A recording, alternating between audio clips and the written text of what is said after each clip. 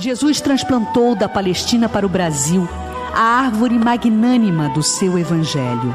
Nessa abençoada tarefa de espiritualização, caminhamos na vanguarda sob a inspiração generosa de Ismael, preposto de Jesus e protetor do Brasil. Em nossa marcha através dos tempos, temos o dever de considerar o valor espiritual da nossa pátria e, com nossas ações e movimentos, chancelarmos a vocação deste grandioso destino.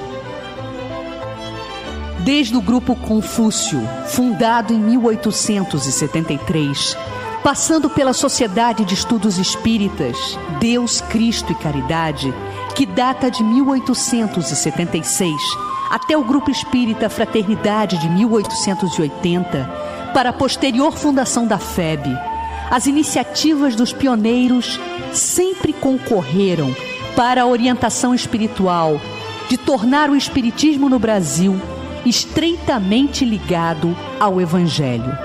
Em 2 de janeiro de 1884, companheiros espíritas liderados pelo jornalista Augusto Elias da Silva fundavam a Federação Espírita Brasileira.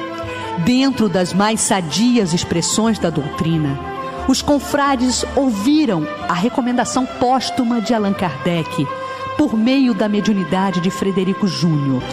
A exortação do codificador por psicografia mobilizou os corações combativos que não mediram esforços para dar ao movimento espírita a clareza do estudo somada à caridade e à unificação.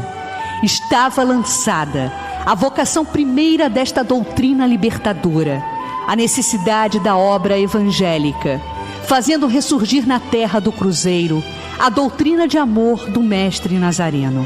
Jesus, governador do nosso planeta, viu germinada a semente que, em estufa de amor e lealdade, se vitalizou por mãos de nobres jardineiros. Bezerra de Menezes, à frente de ação renovadora, exortava a todos pela unificação da família espírita. A palavra de Max, pseudônimo que adotou, nas colunas do renomado jornal O País, apresentava as mais belas palavras de forma consoladora. Na mesma época, em 1885, confrades do Grupo Ismael com Saião e Bittencourt Sampaio vivificavam a célula de evangelização, tendo êxito em reunir verdadeiros discípulos da grande oficina do Evangelho. A semeadura foi consagrada. A Sociedade Benemérita, onde se ergueu a flâmula luminosa, Deus, Cristo e Caridade, se configurou em programa ideal, e sua composição, tendo um modelo de organização federativa, traduziu fidelidade ao diapasão do cristianismo primitivo, onde o pão dividido é a causa generosa da verdade e da luz para o triunfo do Evangelho. É um excelente apanhado histórico que a gente tem aí pelas mãos da Cris, que faz uma reflexão muito interessante, porque as instituições que antecedem a FEB e a própria FEB, elas acontecem durante o Segundo Reinado. Então, embora a gente esteja discutindo sobre isso após a proclamação da República, a FEB ela aparece antes da proclamação. Então, é um processo que, quando a República nasce, essa semente ela já estava consolidada, ela é plantada exatamente no final do Segundo Reinado. Então, você tem ali no Segundo Reinado um período assim de uma presença muito forte do catolicismo.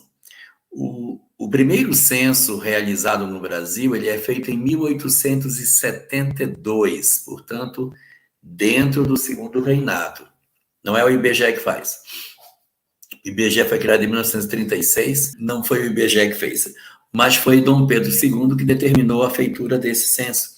E na realização desse censo, o que é que se percebe na leitura dele? Se percebe que 99,7% da população brasileira se declara católica. Então, o que existia... Porque, assim, nesse 0,3%, você tem que botar os muçulmanos, os judeus, os não cristãos, os ateus, os protestantes, os espíritas, tem que caber tudo nesse 0,3. Então, eu posso até dizer que não tinha nada, né? Porque é muito incipiente, é uma quantidade ínfima de pessoas. Então, num ambiente absolutamente impróprio, a gente poderia dizer, não tem chance de vingar. Se alguém me mostrasse o mapa do Brasil em termos estatísticos, e dissesse, olha, 97% da população desse país declara-se alinhada com esse pensamento religioso. Mas aqui vai surgir um negócio. Não vamos a tanto. Não é possível que isso venha a se concretizar em função do enraizamento das verdades que já existiam do ponto de vista religioso no Brasil. E aí a gente vai ver que as instituições como o Grupo Confúcio, como o Grupo Deus, Cristo e Caridade, o Grupo de Estudos Espíritas que acontecem, todos eles, antes da fundação da FEB e depois da própria FEB, em 1884, todos são ocorrências ainda dentro do Império. Então, vai acontecer a última década do Império e aí vai se consolidando esse processo de edificação.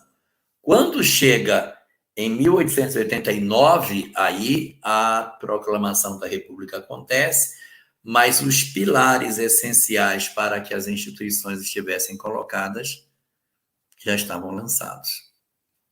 Elahá e Denise, é muito interessante isso que você está colocando para a gente, porque quando eu me preparava, né, para a gente dialogar sobre esse capítulo hoje, eu fiquei pensando assim, eu me vi invadida por uma ideia, né?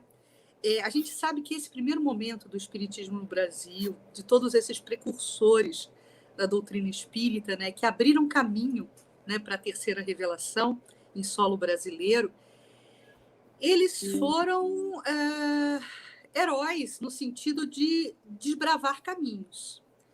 E se assemelham muito, no meu entendimento, amigos, aos cristãos primeiros, que também tiveram que superar diversas injunções de perseguição, de acrisolamento da própria fé, né, vigente, para que a ideia cristã pudesse se propagar, né, na Palestina e em todo aquele núcleo, né, da segunda revelação. Então, nós temos figuras de altíssima competência, né, convivendo nesse momento no Rio, que era a capital, né, capital do país, capital intelectual, capital cultural, enfim, tudo meio que acontecia e emanava do Rio de Janeiro. E a cidade do Rio de Janeiro reunia figuras simplesmente como Bittencourt Sampaio, Bezerra de Menezes, Luiz Saião, o próprio Dias da Cruz, né, que nesse momento, quando a FEB ela é fundada, né, Dias da Cruz tem uma importância assim, muito latente para a consolidação da ideia da federação. E a gente precisa imaginar que, nesse momento, Kardec, segunda metade do século XIX, Kardec estava codificando a doutrina espírita. O Livro dos Espíritos ele é lançado em Paris, na Europa, em 1857.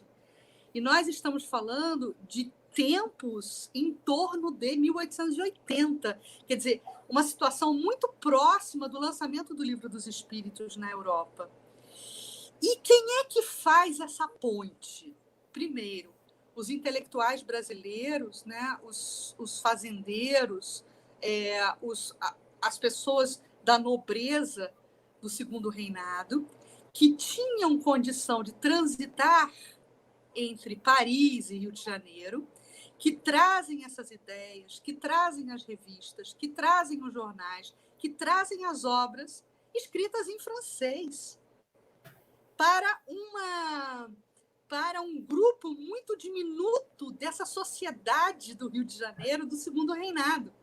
E são essas pessoas que vão travar o primeiro contato com a obra de Kardec e que vão fazer hercúleos esforços no sentido de traduzir as obras e de dar divulgação à ideia espírita.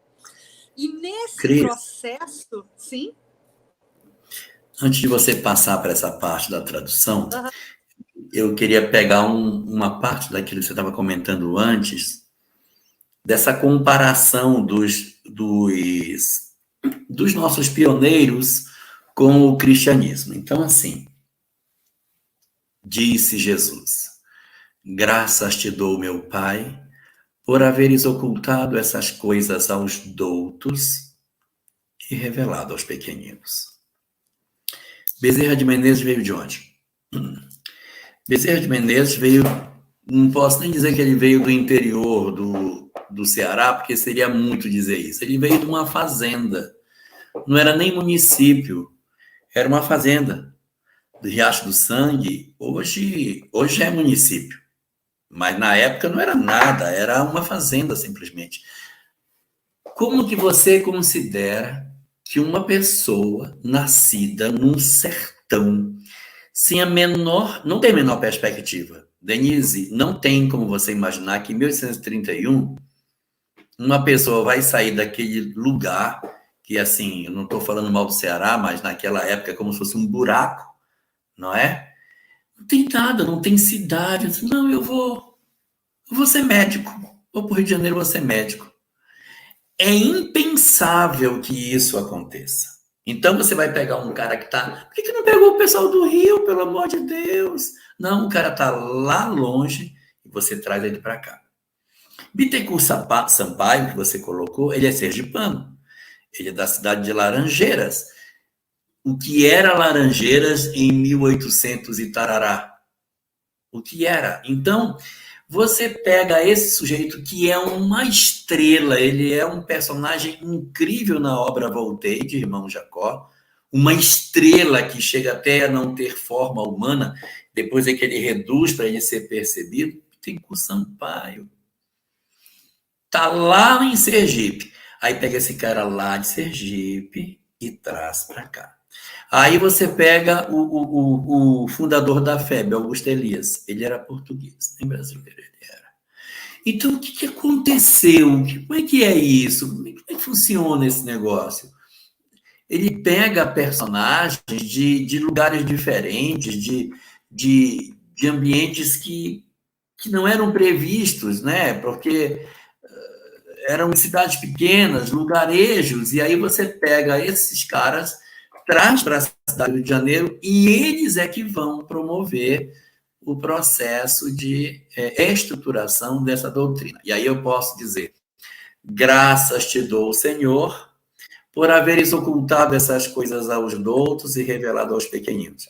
Porque esses homens, em função das histórias que tinham, eles tinham muito mais sensibilidade para entender o evangelho do que se aquilo fosse entregue para um grupo de doutos, de pessoas que tivessem sido nascidas na capital, onde tudo acontecia, a capital cultural e intelectual do país, mas não tivessem experimentado fome, desassistência, penúria, dificuldades e tantas dores. Então, quando as circunstâncias oferecem para que você consiga se apresentar, é uma coisa muito interessante. Você pegar um cara lá do fim do mundo e trazer essa pessoa para ir compor dentro de uma perspectiva nova, né? É muito interessante. Acrescido a esse cenário, a gente tem também a construção dessa ponte, né, dos homeopatas, porque vai ser esse grupo vinculado à saúde que se correspondia com Hahnemann, né, que vai começar a dar atenção às ideias espiritualistas inicialmente, né? Da existência de uma dinâmica além da matéria. Porque eles eram homeopatas, eles estudavam isso. Eles tinham mais condição de agasalhar esse tipo de ideia, né? Da ideia da matéria não ser o elemento vital da regência das nossas vidas. Então, os homeopatas eles vão impulsionar muito isso, esse início. E existe também um outro fator, né? Que eles não são, embora Bezerra seja um homem médico, seja uma pessoa de estudo, eles não são indivíduos que estão dentro de um ambiente, dentro de uma espécie de campânula, que não enxerga o sofrimento humano, porque nós poderíamos ter no Brasil uma implantação de um movimento espírita que fosse um movimento filosófico.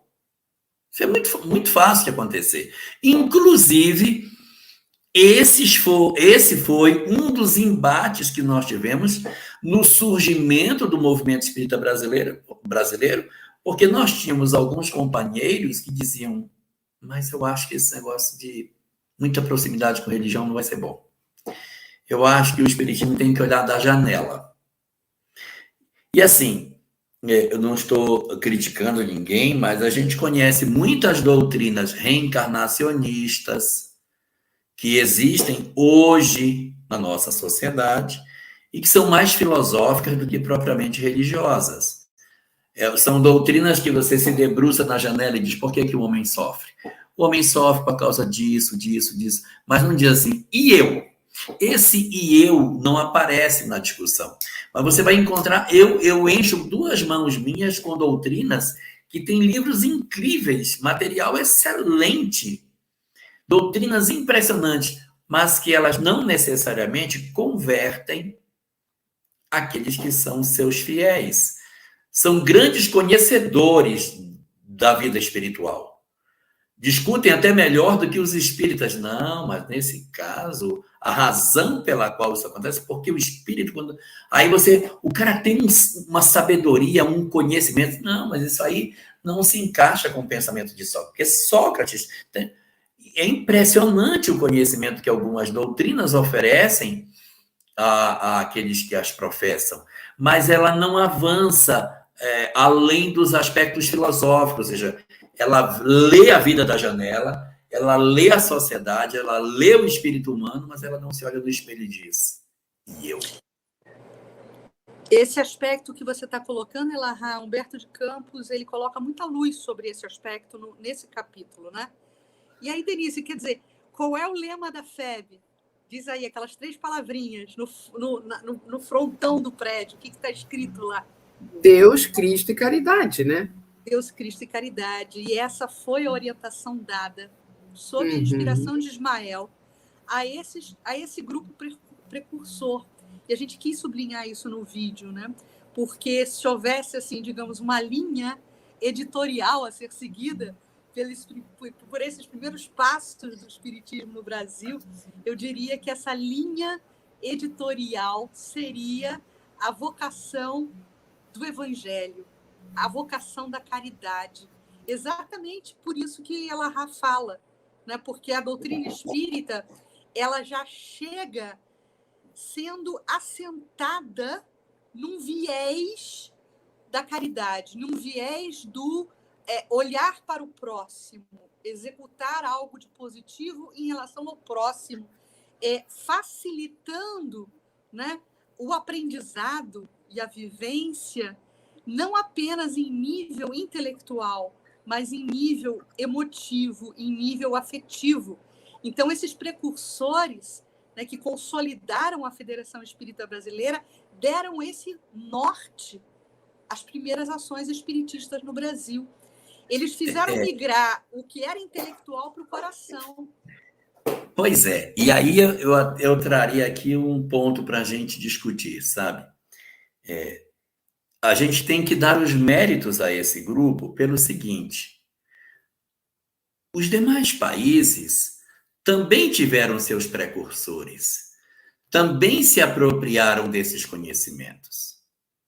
Nós também tivemos muitos estudiosos espíritas na França, na Itália, na Inglaterra, nos Estados Unidos, onde tudo começou, na Alemanha, na Rússia.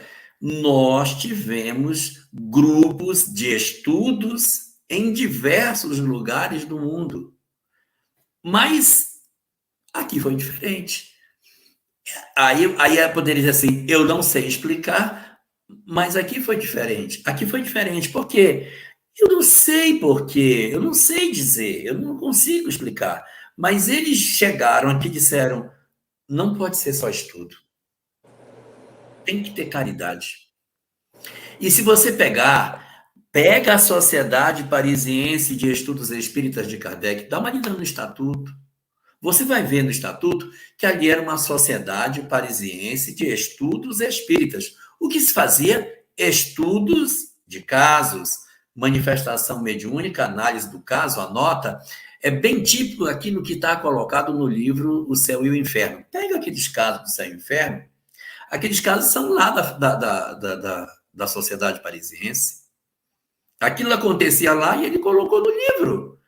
Agora, quando chegou no Brasil, eu disse, não, conversa com o cara está sofrendo, oferece para ele uma oportunidade de recomeço, fala que ele precisa mudar. Isso é muito diferente de tudo. Então, é como fosse, sei lá, é uma virada de chave. Eu não conseguiria dizer assim, em função do que isso aconteceu, mas Elahá, nesse capítulo a gente vê uma conversa de Jesus com Ismael, onde Jesus fala justamente dessa caridade que tem que ser implantada aqui. Exatamente. O que foi que houve, então? O que foi que houve? Cristrux! Olha aqui, vamos pensar juntos aqui. Vamos fazer um exercício de espírito superior, de planejamento estratégico. Vamos pensar? Nós estamos aqui reunidos para firmarmos o escopo de um novo momento. Ok. O primeiro momento aconteceu na Palestina. Nesse primeiro momento, nós tínhamos um norte a ser alcançado, que era a ideia de um Deus único. E nós escolhemos um povo para depositar essa semeadura da ideia de um Deus único, né? O povo hebreu. Okay. E dentro desse cenário do povo hebreu, dentro da Palestina, surge um segundo grande momento. Um momento onde o próprio Cristo vem à Terra para, em um grande processo de imolação, nos apresentar a Boa Nova, o momento do amor, o momento do Evangelho. Sedimentada a ideia de um Deus único, esse segundo grande momento nos apresenta a ideia do amor, a ideia de um pai amoroso, na figura de Jesus, sendo tradutor de toda essa mudança de visão de mundo. Deixa eu colocar uma contribuição em cima disso. Olha só. A revelação de Moisés, ela é uma revelação universal. O que é uma revelação universal? É uma revelação que vem para o mundo inteiro. Mas o que foi que os hebreus fizeram com a revelação? É meu, não vou dar para ninguém. Se vocês perceberem, Moisés recebe a revelação 1.300 anos antes de Jesus e, isso é nosso. Não era esse. O papel da revelação universal é alcançar, num processo proselitista, outras nações. Não acontece. Os judeus se agarram na revelação e, se você perceber, quando Jesus chega, só tinha ainda um monoteísta no mundo. O resto está tudo politeísta. Então, se aquela informação monoteísta ela era importante para que a mensagem de Jesus viesse, não dava para Jesus nascer no outro canto. Ele tinha que nascer lá. Se os judeus tivessem feito um trabalho de divulgação do Deus único, Jesus poderia fazer assim, bem, agora eu vou escolher onde eu vou nascer, porque o monoteísmo já está, deixa eu ver onde eu vou nascer, não dava para escolher. Os caras botaram lá. Aí a doutrina ficou lá em Israel. Aí tinha que divulgar. Nós tínhamos que divulgar a mensagem de Jesus. Só que não podia ser um cara que só conhecesse a mensagem de Jesus. Tinha que ser um cara que conhecesse as duas. Porque tinha que tirar o atraso. Eu tinha que entregar a primeira junto com a segunda. Porque o mundo só conheceu uma.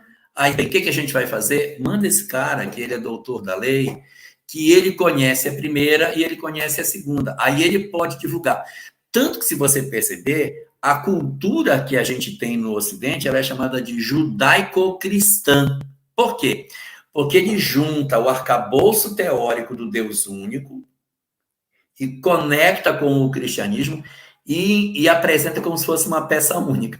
Tanto que a pessoa pega a Bíblia e acha que as duas partes, elas são uma coisa só. E não é. Uma é dos judeus, outra é cristã. Né?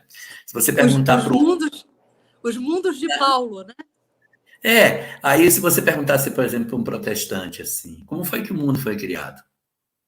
Como é que o cristianismo diz que o mundo foi criado? Aí ele vai dizer, ora, Adão e Eva? Aí diz, não. Isso é judeu. Eu não quero saber, isso é coisa de judeu. Eu quero que você me fale como é que o cristianismo diz. Não tem. Então, as doutrinas, elas estão atreladas como se fosse uma peça indissolúvel. Quando a mensagem segunda, que é essa que você está lembrando, ela vai sendo divulgada pelo mundo, aí a terceira não precisa vir em Israel. Não precisa vir. Porque está espalhado. Aí vai para onde? Continuando no nosso exercício de espírito superior, planejamento estratégico. Vai para onde? Vai para a capital mundial intelectual da época. França, Paris, século XIX. Lá era o fulcro das ideias, naquele momento do século XIX. Os franceses se dedicavam aos estudos. Né? Graças ao Paulo de Tarso. Se não fosse aí, tinha que ser de novo em Israel. Exatamente. Então já tinha rompido fronteiras. O nosso divulgador, o nosso arauto do evangelho já havia pulverizado a ideia da Boa Nova por outros rincões do continente, inclusive europeu. Paulo vai falar de cristianismo na Grécia. Paulo vai falar de cristianismo em Roma. E aí é muito importante, porque os romanos têm a ver também, meus amigos, por isso que eu estou fazendo essa varredura histórica, tem a ver também com a implantação da doutrina espírita no Brasil. E daqui a pouquinho eu vou mostrar para vocês a capa de uma obra que eu recomendo a leitura. Mas só para concluir o meu raciocínio. Então, eclode na Europa, né? A invasão dos espíritos, né? A invasão organizada dos espíritos, a partir de um primeiro momento de efeitos físicos, de retumbância dessa dinâmica espiritual. Os espíritos gritavam, nós existimos e nós queremos nos comunicar com o mundo material. Né? Kardec surge como grande realizador, né? Da construção dessa ponte. E aí, a Europa ela acaba invadida pelas ideias materialistas, invadida pelas... Sim, fala. Um instantinho. É assim. Se, de repente, os espíritos superiores, para querer encurtar o serviço, é assim, não, faz o seguinte, já que vai ter que pegar daqui e passar para lá, põe logo lá. Começa logo o espiritismo lá no Brasil. Nunca teria dado certo. Porque não tem musculatura intelectual, não tinha nem visibilidade mundial, não tinha nem informação. As pessoas não teriam a mínima condição de dizer, não tinha condição de ser aqui. E não podia. Não tinha linguagem, porque o francês era, naquele momento, a língua mundial. O francês era a língua mundial. O francês exportava ideologias, o francês exportava conhecimento para outros países do mundo. Os nossos nobres, os nossos estudantes das famílias ricas da época iam para Paris estudar. ou iam para Paris ou iam para Coimbra. Mas também não tinha nem mediunidade. Exato. Não tinha mediunidade, como é que ia ser? A mediunidade não ordenada, né? Porque havia no Brasil a influência da cultura africana que praticava a mediunidade, mas não era ordenado, não era codificado. A prática. Era prática. Mas não era explicativa, exatamente. Sim. Pois é, mas tem uma coisa também. Aí acontece justamente isso. E aí tem uma coisa nessa construção da sociedade parisiense, da sociedade europeia, para a edificação desses saberes, é que, além de ser o local que tinha esses conhecimentos, como você bem colocou, a época ainda tinha influência de Napoleão Bonaparte, aonde você tinha a língua mundial. Hoje a língua mundial é o inglês, né? Todo mundo fala inglês. Sim. Mas isso é uma realidade recente do pós-guerra. Antes da Segunda Guerra Mundial, coitadinho, vocês são muito novos, vocês não sabem disso. Mas coitadinho, quando eu estudei, a gente fazia 4 anos de ginásio. Primeiro e segundo ano do ginásio, a gente estudava francês. E o terceiro e quarto ano do ginásio estava em inglês. Então, a gente estudava na escola qu'est-ce que c'est, serviette, c'est crayon, qu'est-ce que c'est, stylo. E tinha que estudar esses negócios. Mas hoje, quem é que está estudando francês na escola, pelo amor de Deus? Mas o que era isso? Era a influência dominante. Nós tivemos, durante o século XIX, uma predominância muito forte da cultura francesa no mundo. Lembro meu pai, quando eu era garoto, meu pai dizia assim, e o l'argent? E o l'argent? Meu pai falava l'argent, e o l'argent? Que é o dinheiro, e o l'argent? Não problema, e o money, né? Hoje, meu pai usava muitas expressões, meu pai não era um homem letrado, mas é porque as pessoas ouviam muitas expressões francesas no dia a dia, e usavam muito o francês, muitas peças de roupa que as mulheres usam, corpete, sutiã, não sei o quê, tudo são nomes franceses, porque era a moda, era o falar, o francês estava muito presente, como hoje o inglês é presente na nossa língua, o francês era. Se eu produzisse o Livro dos Espíritos em português, ia ser uma desgraça, porque quem é que ia ler esse trem? Não ia conseguir. Mas se eu produzo esse texto em francês, ele se espalha no mundo. Então, até isso é importante na hora da edificação. Não só um lugar onde a ciência está posta, mas um lugar onde uma língua internacional está colocada, para facilitar a divulgação. Então, como você estava colocando ainda há pouco, a literatura que chegou aqui era toda francesa. Se chegar hoje em cultura francesa aqui, tem pouca gente que sabe ler. Exatamente. Porque a gente sabe ler inglês, mas francês a gente perdeu a mão. Mas se chegar um texto em inglês, bem ou mal, o pessoal vai chutando, sai. Mas naquela época, o texto mais esperado para uma leitura era um texto em francês. Então, também dentro desse planejamento aí dos nossos espíritos superiores, está lá colocada a língua como um elemento muito importante na construção de como é que isso deveria acontecer. Na comunicação, o Rio de Janeiro, na segunda metade do século XIX, era a capital do Império e considerada o Rio da Belle Époque. Né? Nós temos até esse título, né? O Rio de Janeiro da Belle Époque. Né? Porque realmente produzia todo aquele cenário francês, a cultura era francesa, a moda era francesa, as comidas eram francesas, a gastronomia, arquitetura francesa, enfim, tinha todo esse vínculo para esse possível aporte, né, da codificação espírita aqui no Rio de Janeiro.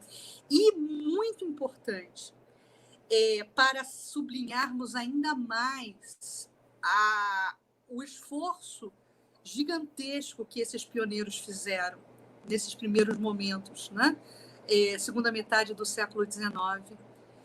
Os núcleos espíritas no Rio de Janeiro, em Salvador, em Pernambuco, no interior do país, eram núcleos familiares.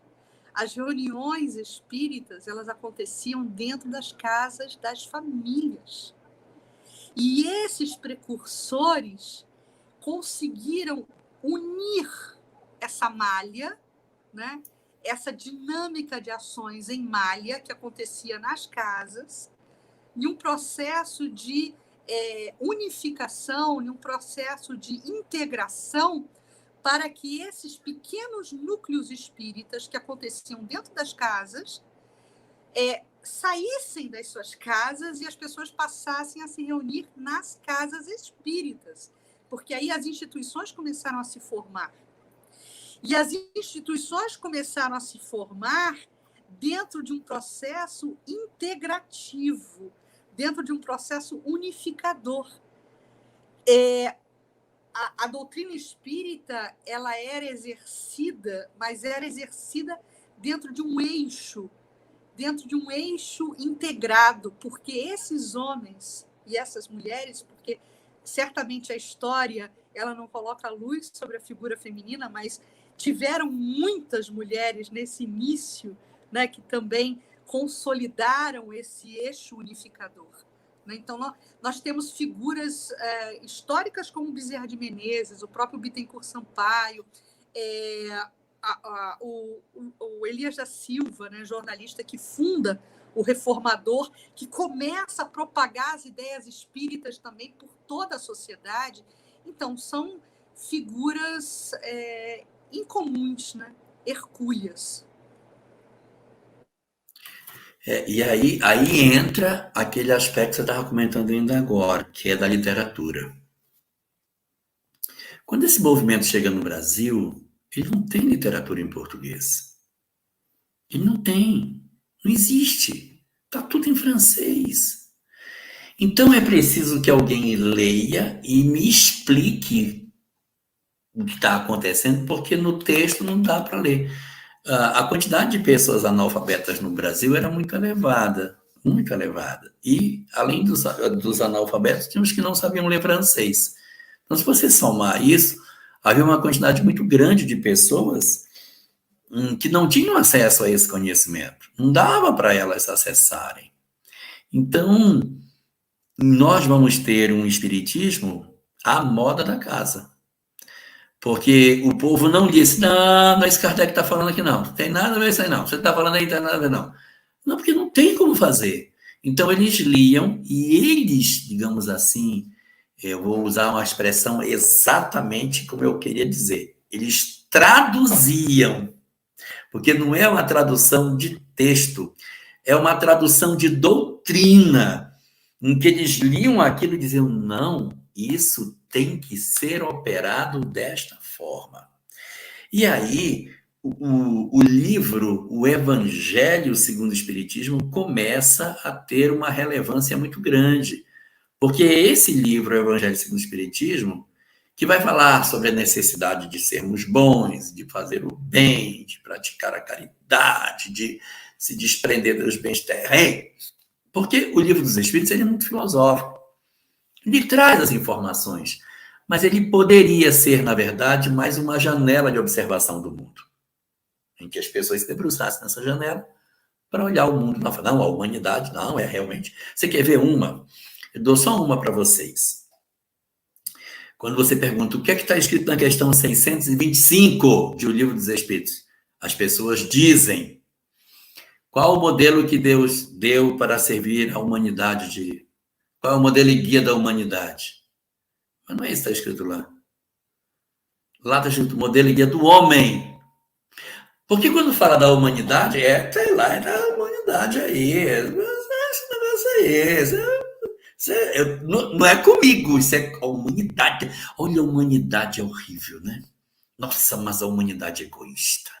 Meu Deus, como a humanidade... Mas eu não me olho e digo assim, eu sou egoísta.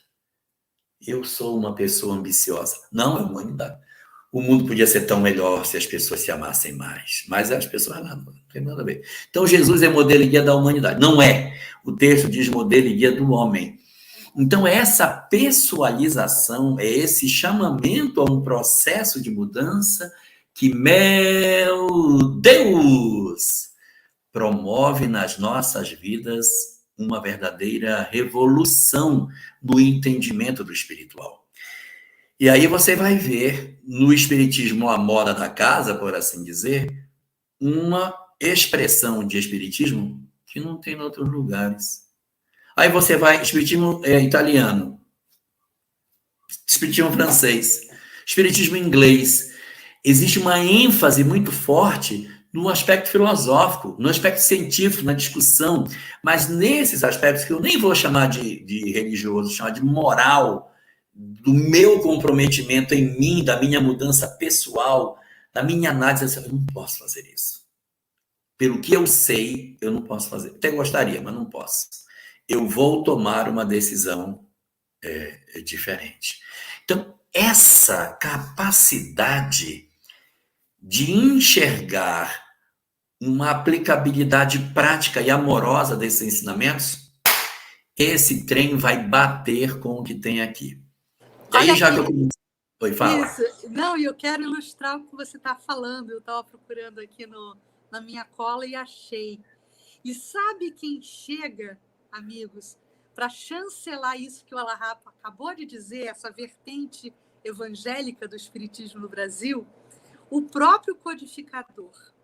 O próprio codificador, já evidentemente desencarnado, ele inspira o médium Frederico Júnior no Grupo Ismael, que era um dos núcleos espíritas já em desenvolvimento das suas atividades na época.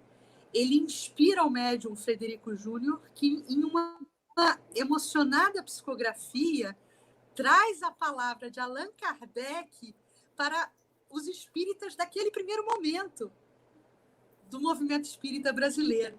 E olha, um parágrafo só, que o nosso codificador está dizendo para a gente, né? Qual é a orientação que deve seguir esse primeiro momento. Diz Allan Kardec, em Psicografia, Frederico Júnior: corridos os séculos, desenvolvido intelectualmente o espírito humano. Ali, ele está, né, se lembrando da Paris do século XIX. Desenvolvido intelectualmente o espírito humano. Deus, na sua sabedoria, achou que era chegado o momento de convidar os homens à meditação do Evangelho. É chegado o momento, aí vai lá e recupera, lá da segunda grande revelação, a Boa Nova de Jesus. Precioso livro de verdades divinas, até então ensombrado pela letra. Ensombrado pela letra, no momento da Palestina de Jesus, há mais de 2000 anos, ensombrado pelo farisaísmo. E depois, ensombrado pelo intelectualismo estéril da Europa, devido à deficiência da percepção humana para compreendê-lo em espírito. Por toda parte se fez luz. Revelou-se à humanidade o Consolador prometido, que é a doutrina espírita, recebendo os povos desse grande seio materno que é o Brasil, de acordo com o seu preparo moral e intelectual. Missões importantes, tendentes a acelerar a marcha triunfante da Boa Nova. Então, Jesus e Ismael reúnem, sob os auspícios divinos, esse grupo desses pioneiros.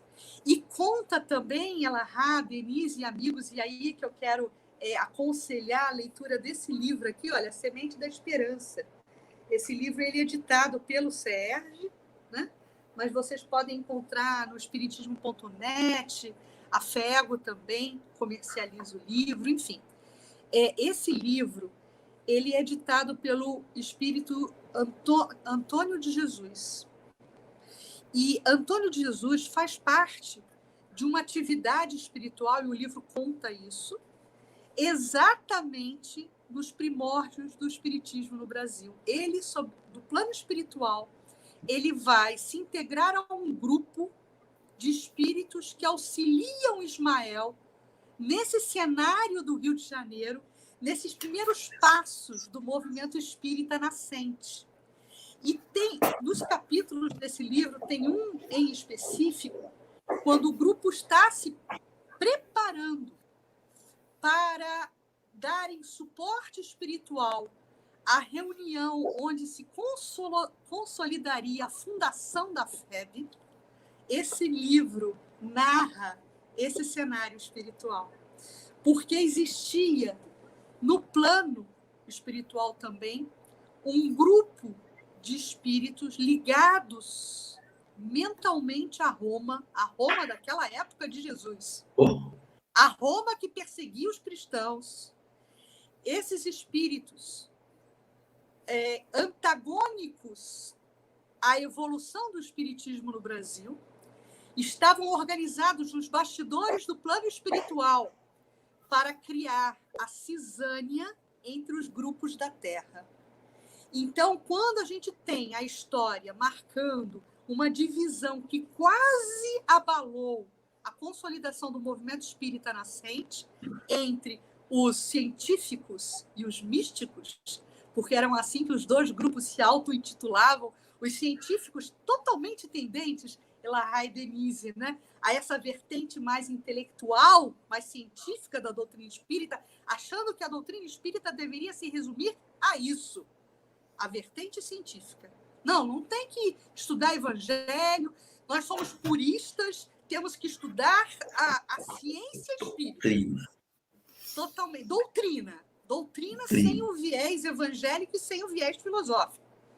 E os místicos, que eram intitulados pelos científicos, né, de místicos, queriam carrear no entendimento doutrinário justamente o tríplice aspecto que a doutrina traz: ciência, filosofia e religião.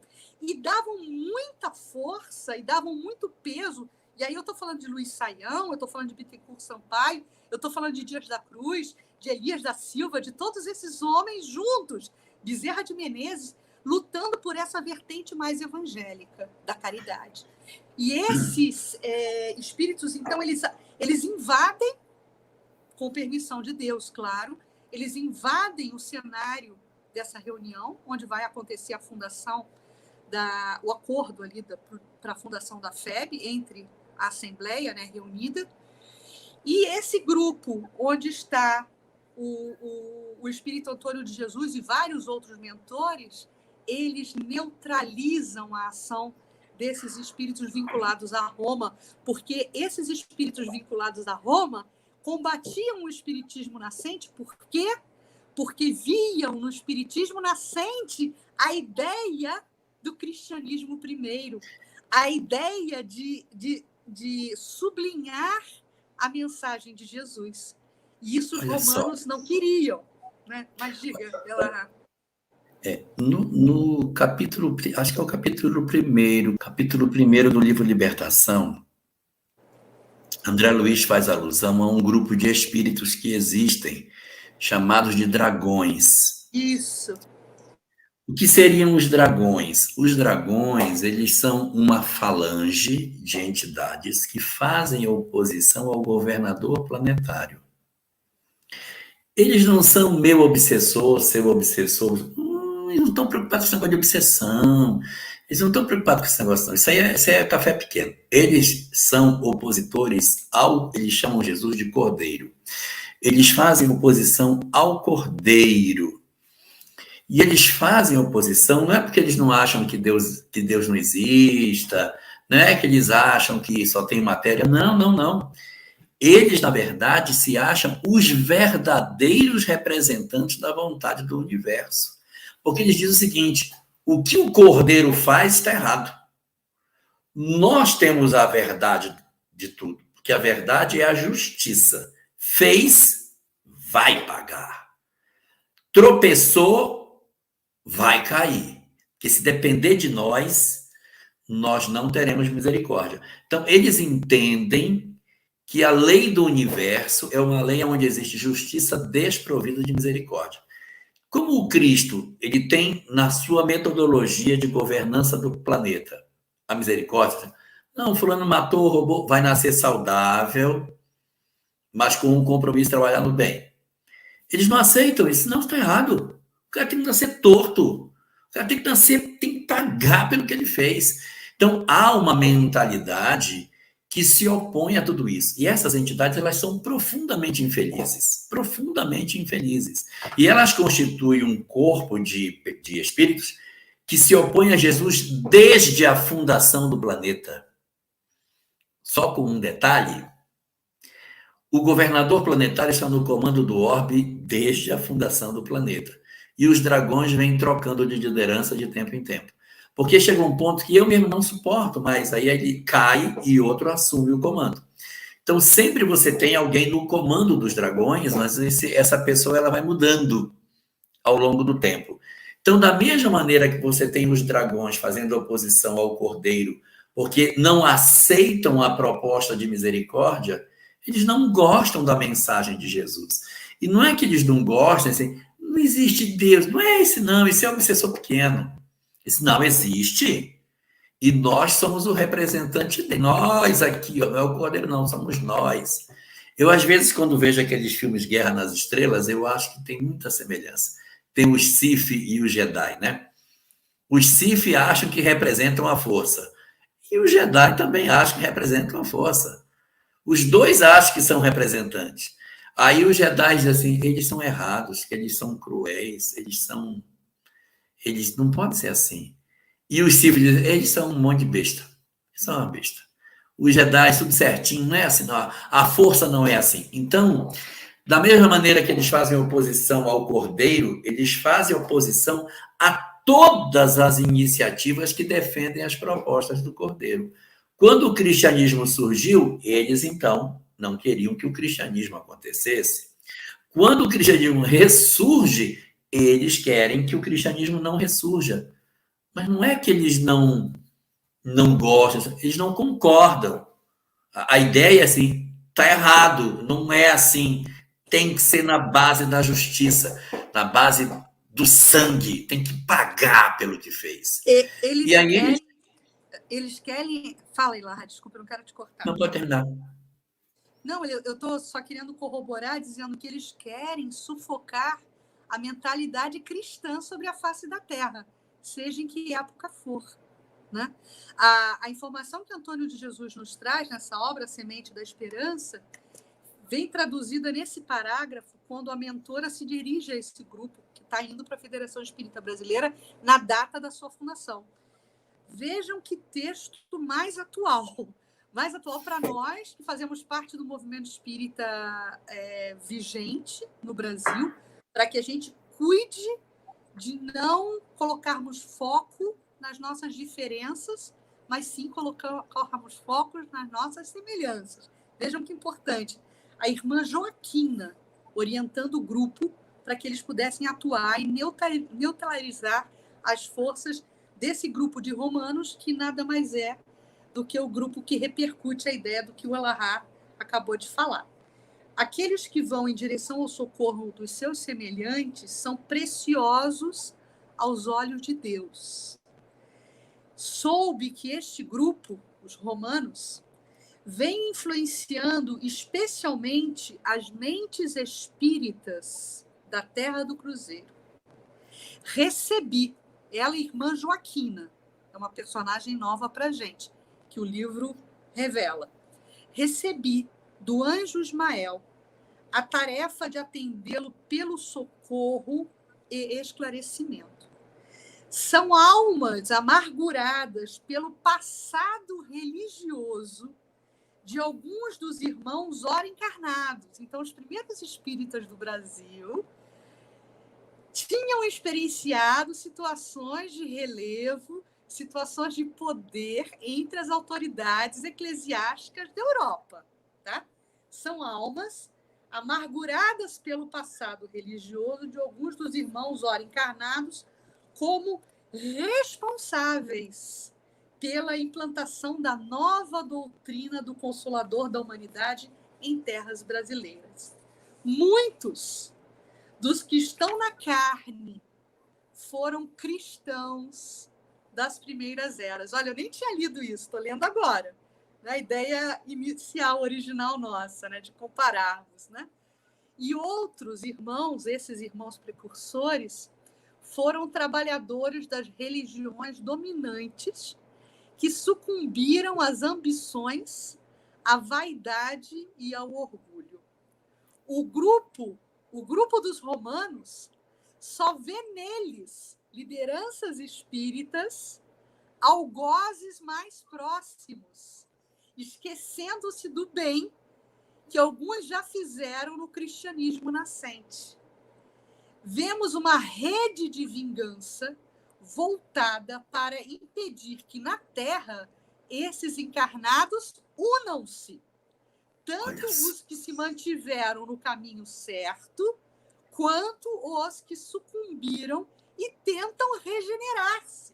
Então, Brasil, coração do mundo, pátria do Evangelho, é celeiro de redenção, também dessas almas que erraram dentro desse percurso religioso.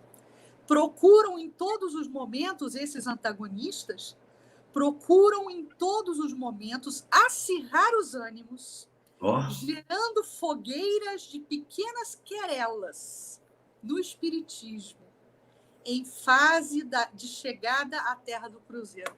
Essas pequenas querelas, a gente quando fala assim, fala assim, não, mas isso não acontece, né? Isso não acontece, né, lá no movimento espírita.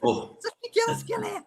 Eu vejo até grupos entrando em acirramento, pró-Divaldo, pró-Chico, quem é melhor, Chico ou Divaldo, essas coisas que não têm a mínima importância, né?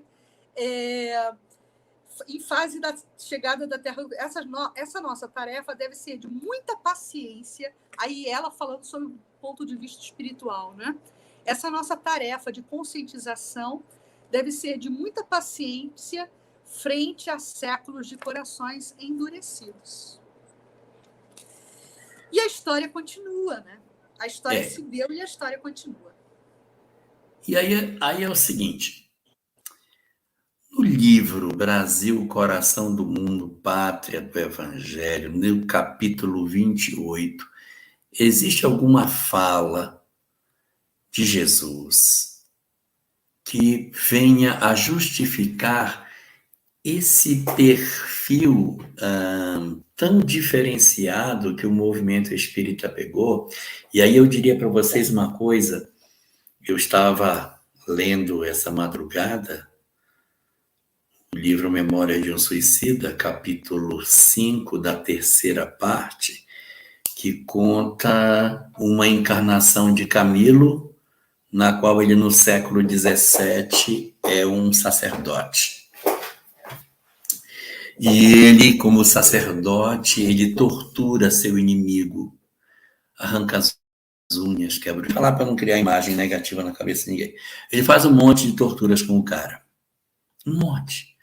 Porque ele diz assim, sabe por quê? Porque eu escolhi ser jesuíta. Se eu tivesse escolhido ser franciscano, certamente a minha história teria sido outra. Por quê? Porque os jesuítas eram os belenguis, eles eram os que atuavam no Santo Ofício. Então, o esperado era que dentro daquela ordem de tanta rigidez da Companhia de Jesus, excessos fossem cometidos. Quem foi que foi para o Brasil para iniciar o trabalho de catequese? Exatamente os jesuítas. Aí os caras chegam aqui e são totalmente diferentes. Você olha um jesuíta daqui, ele parece um franciscano da Europa? Não dá para entender? Não dá para entender? Então, assim, o que existe nesse capítulo 28 que pode ajudar a gente a entender na fala de Jesus desse processo de edificação nas terras do cruzeiro, de uma proposta diferente de releitura dessa mensagem espírita? Denise, na pátria dos meus ensinamentos, o espiritismo será o cristianismo revivido na sua primeira pureza. E ainda segue depois. Isso Jesus falando para Ismael. E ainda segue depois. E como as atividades humanas constituem em todos os tempos um oceano de inquietude, a caridade pura deverá ser a âncora da tua obra. Então, é através da caridade. Isso, Jesus falando para Ismael, né, nessa implementação da federação no Brasil, né? Quer dizer, então, a caridade é que deve ser o fundamento primordial e baseado no ensinamento dele lá do Evangelho redivivo, nas suas primeiras e na sua primitiva pureza. Olha a responsabilidade que tem este país. É como se fosse a maturidade da doutrina, né? Eu recebo, aí eu digo, mas o que é que isso de fato significa? Aí ali interpreta o conhecimento. Então, se, como diz Alcione, o Cristo tem que ser conhecido, meditado, sentido e vivido, o Espiritismo também, ele foi conhecido lá, aí para cá ele veio, foi ser meditado, aí sentido e vivido. É uma proposta diferente de conhecimento, é uma coisa realmente... Foi aqui que nós tiramos o espírito da letra, não foi, Ilahá? E assim, é bonito ver que deu certo, porque até falei isso, já falei isso outras vezes, não vou falar de novo, eu estou ficando velho, a gente se repete. Escrever isso em 1938 é diferente. Até eu escrevo hoje, se me deixarem. Espiritismo no Brasil, até eu escrevo. Eu quero ver escrever isso lá, em 1938, quando não tinha nada, onde as coisas estavam ainda de embrionário, ninguém nem poderia garantir que a Europa ou que os Estados Unidos não poderia ter uma eclosão do espiritismo. Eu disse, não, aqui será a eclosão. É muito interessante. Fantástico. Lembrando uma frase, né? Que o pão dividido dos cristãos primeiros se consolida no Brasil sob a pujança dessa alma, né, dessa diretriz de verdade e de luz para o triunfo do Evangelho. Então, no Brasil, essa atitude da divisão do pão, do alimento espiritual, se consolida na vertente da caridade, né? Consolidando esses primeiros esforços do espiritismo no Brasil. Mas também unindo a filosofia e a ciência, porque o próprio Cristo diz a Ismael que a caridade valerá mais do que todas as ciências e filosofias no transcurso das eras. E será com ela que conseguirás consolidar a tua casa e a tua obra. Destacar uma coisinha que é o seguinte. Nós tivemos um conflito lá atrás entre os místicos e os científicos. E os místicos, assim chamados, eles acabaram vencendo o debate. Mas, em honra aos científicos, nós não podemos cortar e jogar fora a parte científica. Entendeu? Assim, foi a corrente que realmente se implantou. Mas, em respeito a eles, nós não podemos desatrelar os aspectos científicos e filosóficos. Nós não podemos fazer um processo de simples identificação do espiritismo como se o espiritismo fosse o evangelho. O evangelho cabe no espiritismo, mas o espiritismo não cabe dentro do evangelho.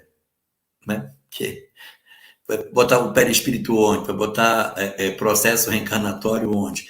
Mas o evangelho cabe aqui dentro. Então, nós não podemos dizer que elas são sinônimos. A moral do evangelho, ela é, sim, extremamente aderente com a moral espírita. Mas o espiritismo é muito mais do que a simples moral do evangelho. Porque tem um desdobramento científico de mediunidade, de lei de causa e efeito, de mortalidade, um monte de coisa que não está no evangelho. Então, ele traz a moral do evangelho para cá, mas ele não pode se circunscrever a isso. Ele é muito maior. Mas a caridade tem que ser, sim, o elemento primordial, sem nos apartarmos da lógica, senão a gente vira um trem sem jeito que deixa de ser A, espiritismo. a questão naquele momento, né, de Cisânia era que a prevalência foi dos místicos. A prevalência foi do entendimento da necessidade da prática caritativa e da ação evangélica. Tanto é assim que a espiritualidade ela elege uma personalidade única, com competência para criar esses liames, essa união dos grupos. E essa figura é a excelsa figura do Dr. Bezerra de Menezes, que fazia parte, meus amigos, dos científicos. Ele era médico. Ele frequentava núcleos de estudo. Né? Na divisão das sociedades, Bezerra de Menezes, num primeiro momento, ele não frequentava o grupo de Bittencourt e de Saião, que era o grupo Ismael. Bezerra de Menezes se apresenta para ambos e eles, determinados, acordam em levar a termo essa orientação espiritual para que o Brasil ganhasse esse viés caritativo. Então, Bezerra de Menezes é o grande elemento de união, né, porque ele vem do grupo dos científicos. Ela sem som. Ele era um homem de ciências, mas de coração bom, então transitava entre os dois grupos com facilidade, né? Isso é muito interessante, essa maneira como as coisas foram colocadas. E aí, só para quem está nos ouvindo, o Bezerra de Menezes, ele se torna presidente da FEB em 1895. E em 1900 ele desencarna. Toda a contribuição que ele deu foi nessa janela aí desses 5 anos que ele fica. A gente fica no movimento 40, 50 anos, né, dando contribuição, ele ficou 5. E quem for do Rio de Janeiro, né, vai estar se lembrando da sede histórica da FEB, ali na Avenida Passos, mas nesse momento da consolidação da fundação da FEB, a FEB ainda não ocupava aquele espaço na Avenida Passos. Era uma pequena saleta na Rua da Alfândega, no centro do Rio de Janeiro, na Rua da Alfândega. E nesse primeiro momento, Bezerra de Menezes ele não foi o primeiro presidente, né? Quando a FEB se torna a FEB. E muitas pessoas falam assim, seria muito interessante poder ver o Dr. Bezerra de Menezes nas escadarias da sede histórica da FEB. Ele não foi contemporâneo àquele prédio, né, enquanto presidente. Aquele prédio ele é posterior a Bezerra de Menezes. É muito interessante isso. Fantástico. Dias da Cruz, no momento de fundação da FEB, quem está como liderança ali, Elias da Silva, certamente, e Dias da Cruz. Dias da Cruz era aquele que transitava, né, como liderança maior entre os grupos familiares espíritas na cidade do Rio de Janeiro. E aí, meus irmãos, vamos agora elevar os nossos pensamentos ao alto, rememorando e revitalizando a memória desses precursores, desses momentos iniciais que a trajetória da doutrina espírita traçou em terras brasileiras. Hoje, sabemos que fazemos parte desse grupo que já ganhou alcance em relação às palavras consoladoras e libertadoras da doutrina espírita. Então, no momento do encerramento desse nosso estudo, queremos pedir aos bondosos amigos espirituais que possam nos auxiliar, revigorando a nossa fé, revigorando a nossa força, para que possamos prosseguir nessa caminhada de estudo associado à prática caritativa, que possamos nos posicionar neste grupo